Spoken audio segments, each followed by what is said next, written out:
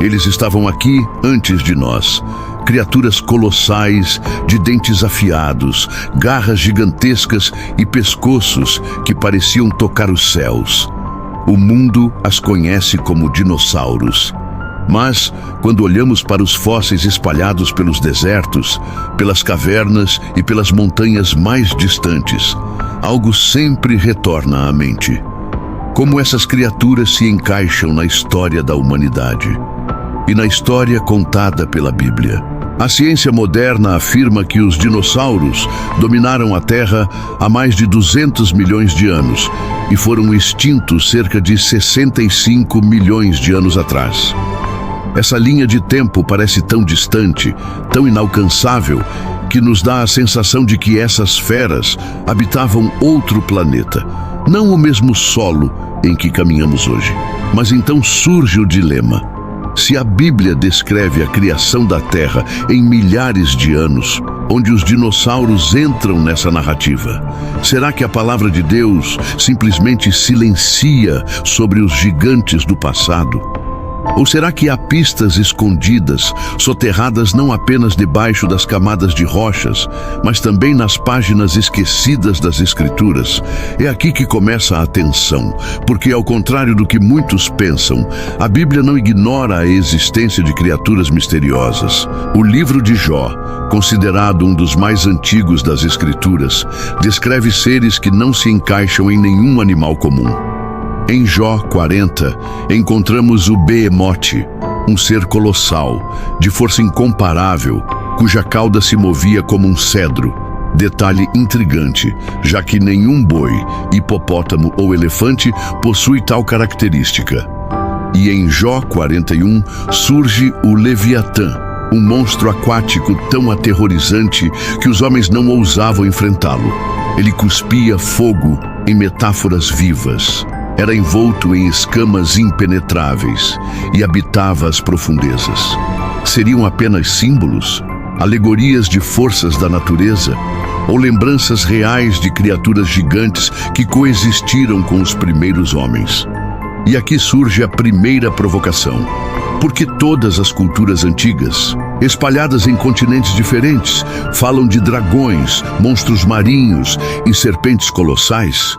Da China à Mesopotâmia, da Escandinávia à América pré-colombiana, sempre há um mito sobre seres gigantescos, às vezes com asas, às vezes com caudas imensas, mas sempre com uma semelhança assustadora com o que hoje chamamos de dinossauros. Coincidência? Imaginação coletiva? Ou talvez a memória distante de encontros reais? Agora imagine, um mundo antes do dilúvio descrito em Gênesis. Terras férteis, clima uniforme, atmosfera diferente, vida abundante. A Bíblia fala de homens vivendo séculos inteiros, em corpos mais robustos, em uma terra ainda não marcada pela devastação. Não seria plausível que criaturas gigantes também prosperassem nesse cenário. E quando as águas do dilúvio vieram, cobrindo montanhas, destruindo florestas, arrastando cidades e soterrando tudo, não seria exatamente esse cataclismo global o responsável por enterrar milhares de animais de forma repentina, formando os fósseis que vemos hoje? Mas espere, se fosse assim, por que os cientistas insistem em falar de milhões de anos? Aqui está o ponto que poucos ousam tocar. A interpretação da história depende das lentes que usamos. Um mesmo fóssil pode ser visto como prova de um mundo que existiu há milhões de anos, ou como testemunho de um evento recente e devastador. O que muda não é a pedra, o que muda é a narrativa. E se ao invés de inimigas, ciência e Bíblia estivessem contando a mesma história em idiomas diferentes? A ciência fala em extinção em massa, causada por eventos cósmicos ou catástrofes naturais. A Bíblia fala em um dilúvio universal enviado como juízo sobre a Terra. Ambas descrevem a mesma coisa: morte repentina, fósseis em massa, criaturas gigantes desaparecendo da noite para o dia. Mas só uma dessas versões se atreve a colocar o ser humano no centro dessa tragédia. Pense comigo. Por que até hoje são encontrados fósseis marinhos no topo de montanhas, como nos Andes ou no Himalaia? Como é possível que esqueletos de criaturas marinhas estejam soterrados a milhares de metros acima do nível do mar? O que poderia ter elevado essas camadas? Um simples acidente geológico ou algo global e devastador? E aqui vai mais uma pergunta desconfortável.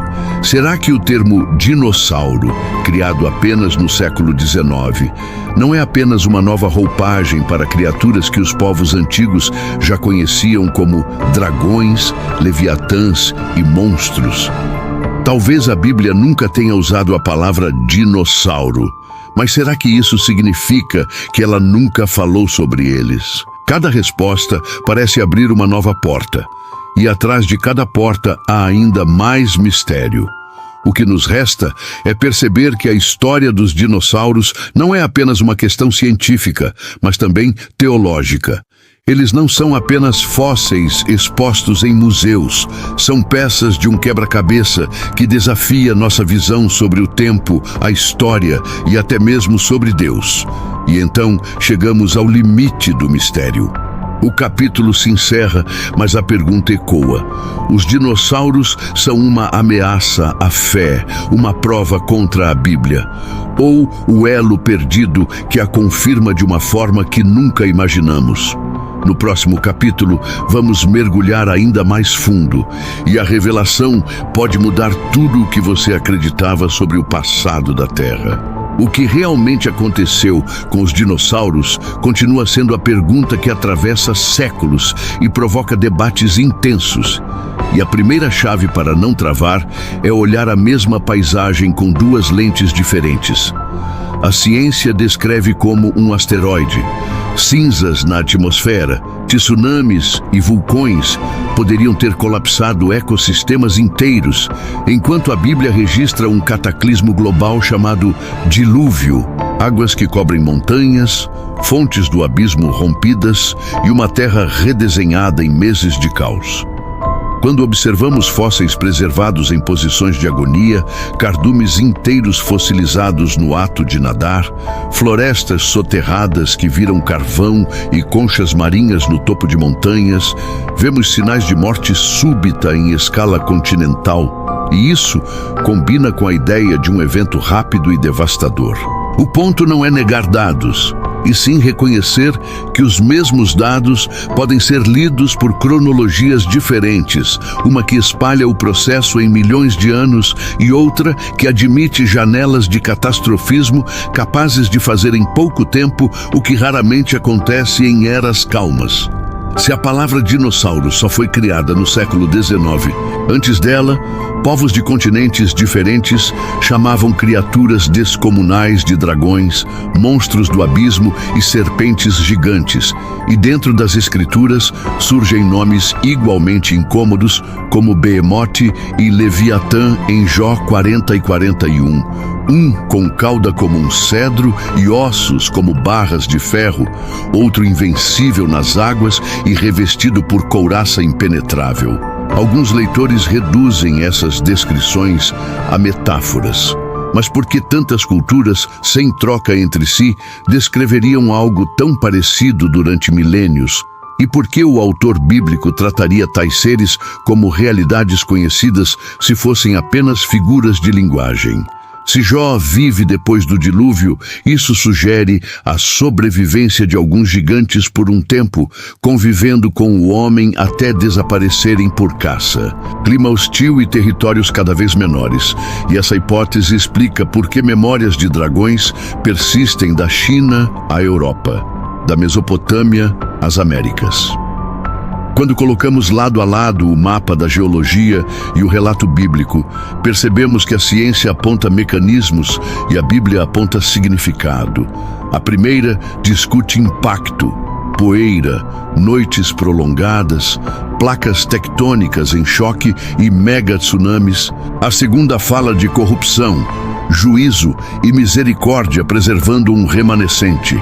Em vez de opor laboratório e altar, experimente sobrepor os mapas, porque depósitos massivos de fósseis, camadas de sedimentos empilhadas, animais soterrados rapidamente e restos marinhos em grandes altitudes se ajustam à imagem de um mundo afogado, e a divergência maior não está nos ossos, está na régua do tempo.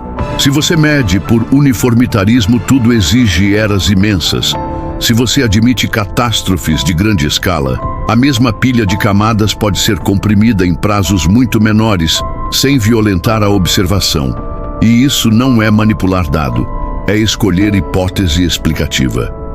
Chegamos então à revelação prometida desde o início.